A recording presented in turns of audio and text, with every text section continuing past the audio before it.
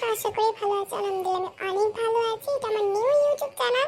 এখনো যারা সাবস্ক্রাইব করে না এখনই সাবস্ক্রাইব করে দাও। এরকম আকর্ষণীয় এবং শিক্ষণীয় এবং হাস্যকর ভিডিও পেতে এখনই সাবস্ক্রাইব করে দাও আমার এই ইউটিউব চ্যানেলটাকে। চলো আজকে আমরা প্রথম শ্রেণীর পাঠ 24 পেজ নাম্বার 54 সবাই মিলে কাজ করি এই গল্পটি একটু পড়ে শুনি। বহুদিন আগের কথা, মহানবী হযরত মুহাম্মদ সাল্লাল্লাহু আলাইহি ওয়াসাল্লাম তখন মদিনায় থাকতেন।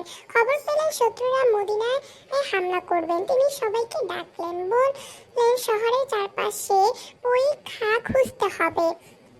অনেকেই বলল এই কাজে তো অনেক সময় লাগবে।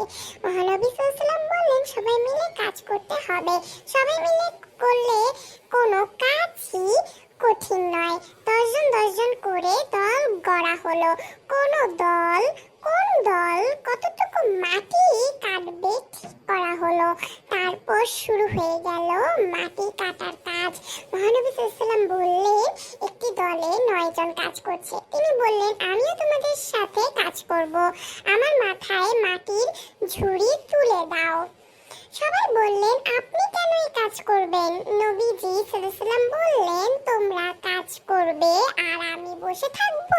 তিনি নিজের মাথায় মাটির ঝুড়ি তুলে নিলেন। কয়েকদিনের মধ্যে পরীক্ষা ঘোরা শেষ হলো। সবাই বুঝলো একসাথে করলে কাজ সহজ হয়।